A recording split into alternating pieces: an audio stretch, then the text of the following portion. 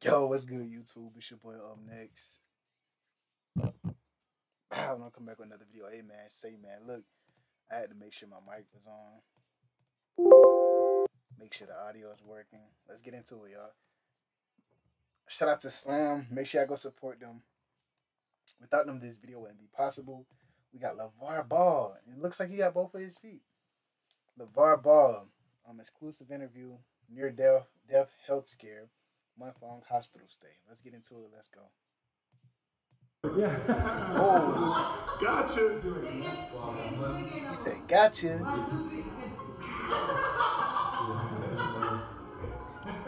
He got such a good spirit. Everybody talking about where's LaVar? Shoot, I'm busy building a brand. When you're not building a brand, of course you ain't gonna be doing nothing. Facts. But I'm always gonna be working. And not only that, I still had some personal issues I had to deal with. And that's something people really don't talk about, but I'm gonna give y'all the real deal because I'm in the hospital, but I'm not trying to worry about what's going on. Especially being black, I ain't trying to go check up on nothing. What I did, I had an infection where I was in the hospital for over a month. Nobody knew what's going on because I'm good. I talked to my boys. That's all I need to talk to my immediate family, but don't come sit up in the hospital with me. Let me deal with my thing and go about my business. Now, having an infection, but also not paying attention to diabetes. That's a strong thing. But I had to get my foot amputated on the fact that I had diabetes. So instead of killing a big baller, they amputated my foot. So they had to, poison was in my blood. So they had to do some blood transfusions to get that stuff out. And lucky it didn't get to my goddamn bones. Well, the process, like I said, first they cut off a couple of toes. Then they cut off my foot. Then they said we got to go almost knee high for another surgery. And I'm just like, these surgeries, this is too many. Make you think like, man, just kill me and let me go about my business. And at the same time, they doing them blood transfusions. I don't like them. But not to have one, not two, not three, four. So it makes you be like, maybe it's time for me to shut it down. But, you know, from what my boys is doing, and Dad, you the toughest dude I know, and this and that, it make you go. Even though I'm a bad man and I don't need much, it's good to have that backing from my boys. Now my boys is hooping and doing their thing. That's what's keeping me going, hearing good stuff about them and understanding they love, like Jello with the music and loving music, and the boys is playing basketball and Lonzo's feeling better. So it made me feel better even though I was in a raggedy spot. And what I want people to understand is anytime you're dealing with an illness or something like that, one thing you better have is family to get you through that stuff. A lot of times, whether it be one person, two persons, I'm the big baller. I'm hard to kill. If you stop trying to waste time feeling sorry for yourself and figure out what the next step is, okay, I look at it like this. Okay, my foot is gone, but my brain is still here. So I might not be able to move as fast and do other things like that, but what's the next step? Do I still keep talking about the brand, still keep talking about shoes, still going out to meet people? Now the next step is going to be for me to get what do you call the posturepedic, where you get the fake leg, whatever. I got 2 or 3 months to wait before I get that. Prosthetic, that's what they call it, prosthetic. I don't know, I ain't never had one. Well, let me put it to you this way, give it to you slang. I got to get my kickstand. So now I don't need nothing, I can move on my own with a cane or something like that. But I look at the bright picture and hearing the news from some of my other folks, even one of the rap producers, who's from New York, from your place, Irv Gotti. He's about my age, 50-something, shut it down. Well, I'm like, I'm still on this earth.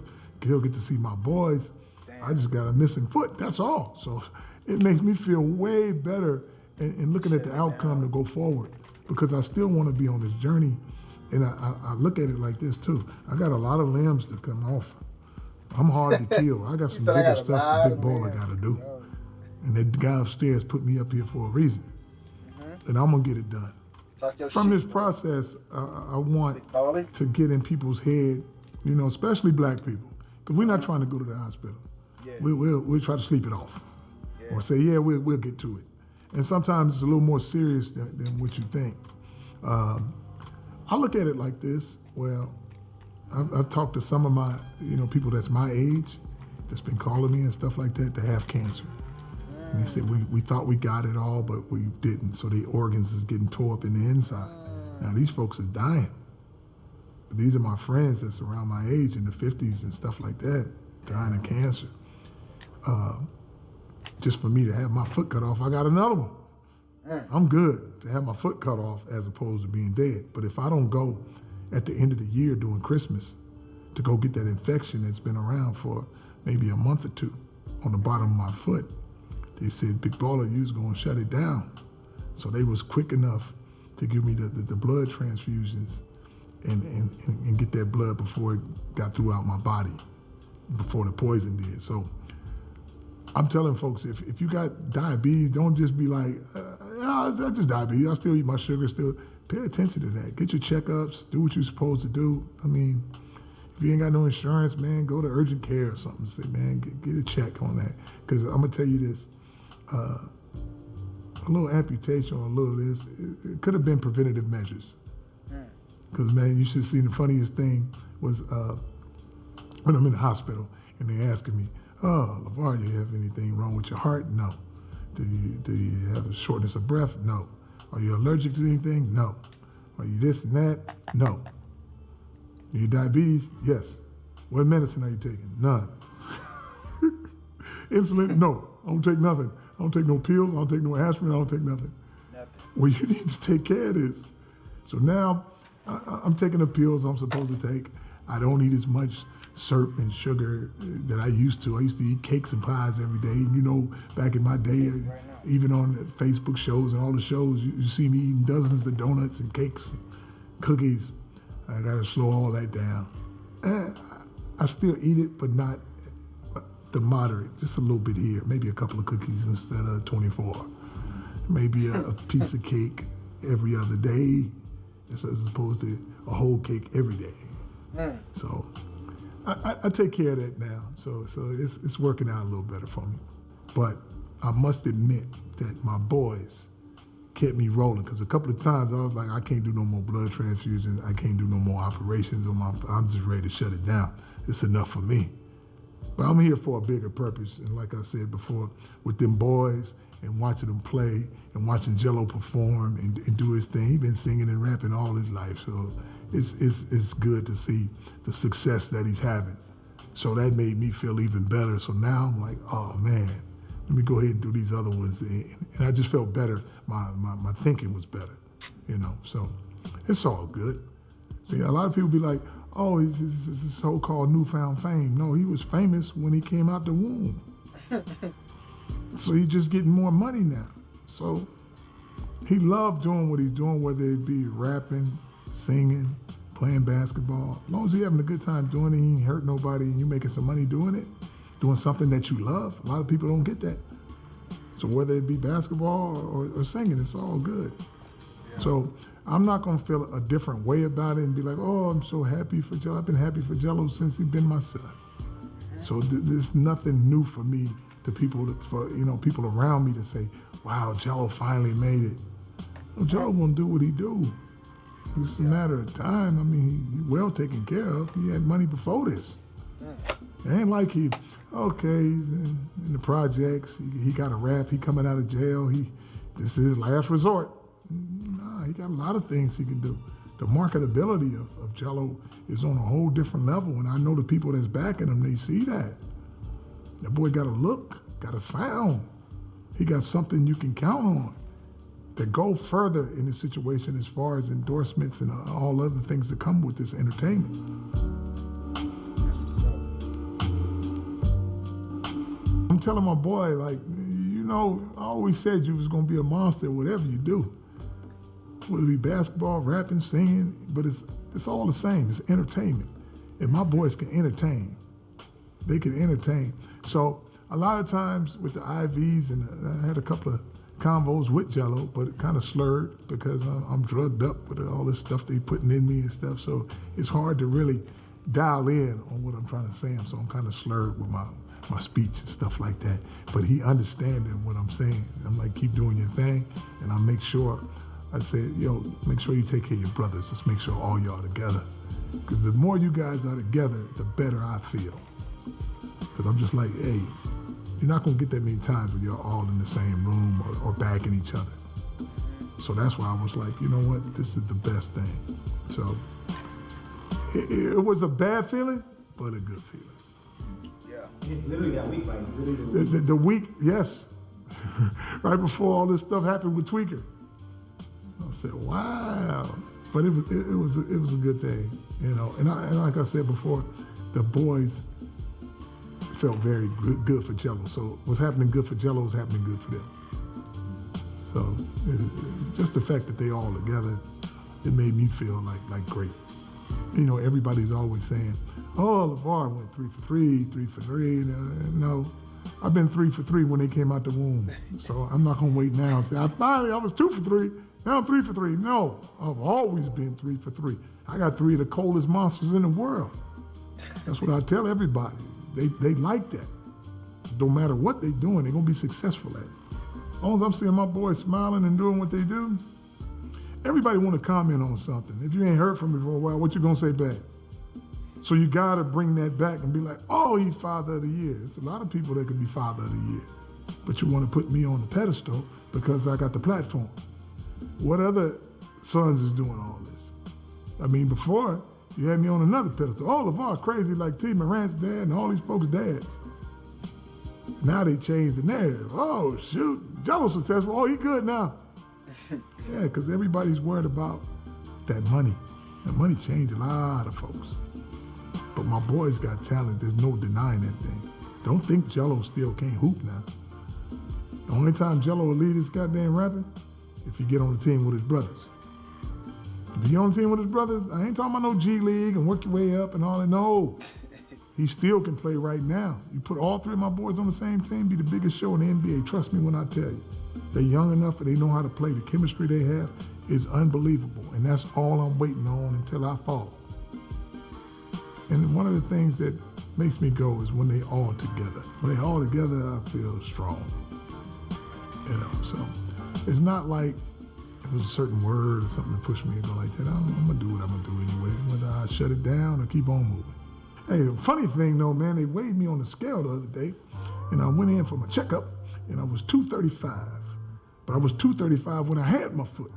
So I'm like, I should have been at least 225 with the foot gone. I must have been eating good or just sitting down. So it's crazy, but it's all good to me. I can't call it, you know. As long as I can smile and see my boys, I'm good. But it'll make you think. Lucky that you have family to get you through some stuff. Because the persona that I have, I'm the big baller, man. Ain't nothing happening. He mean, he loud. Ain't nothing, he good. That's why a lot of people see me, and they're gonna see me now for sure and be like, oh, he really is missing a foot.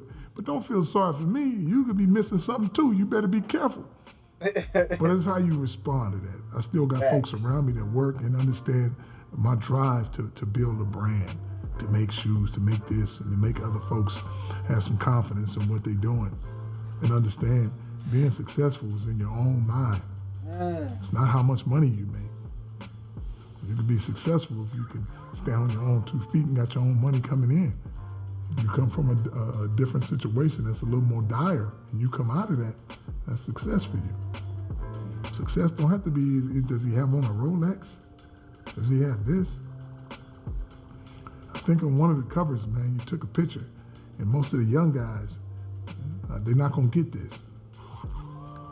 Jello, diamonds on his neck, diamonds on his wrist. Pull up his diamond chains. This is how people show point to, hey, look what I got. I point to these. This brand 3 Bs, nigga. worth more than your diamonds all on your neck.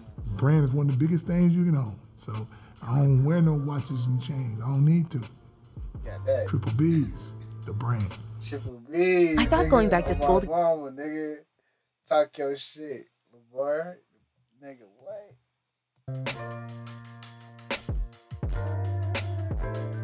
The loyal fans, like I said, through thick and thin, I love all y'all. Keep doing your thing, because it ain't gonna stop me, it ain't gonna make me go or stop.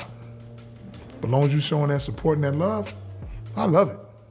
It's a beautiful thing. But only be true to yourself. If you don't like us, get to the side. If you do like us, roll with us. It's all good. But I'm gonna keep smiling and wilding while I'm going until the big baller shut it down. But I tell you what, when I do shut it down, you're gonna remember who I was. And I'm gonna, like I said, I ain't gonna change nobody. I'm gonna change this culture. Ownership is everything. If you have something and you care for it and you got pride, that's all it's about. Fatherhood. There's a lot of people trying to be fathers, but at least from what I do on this platform that shows these people, hey, stick around for your kids. Regardless of what goes on with that woman or whatever. Stick around for your kids and do the best you can for you, something that you brought into this world. Because at the end of the day, as a parent, you just want to make sure that when you leave this earth, your kids are well taken care of. Whether you give them some money or you give them a trade where they can take care of themselves where they're working. If your kid ain't gonna be 6'5", 6'8", you better put him in education. If you're gonna be big, stay with him. You're gonna be into sports, get him the right way. So as long as you stay behind him the whole time, like I said, fatherhood to me is something that's mine, and I'm gonna care about it till I die. So it ain't gonna be like, oh, he gonna get behind now, step back. They already made it. They're gonna give him all the money. I just hate that they put all these numbers in the, what the boys make in the paper. Because then everybody feels like, oh, tax-free, and they gave him a bag of money right now. So now all the boys worth, LaVar and them worth $500 million. Add everybody, why you adding everybody's now? 80 million is a lot. It's just like Jello. Everybody, oh, Jello just signed. He wasn't getting no money, but now you look at his thing, oh, it's from 8 to 13 million. Jello made it. What's 13 million compared to what Lonzo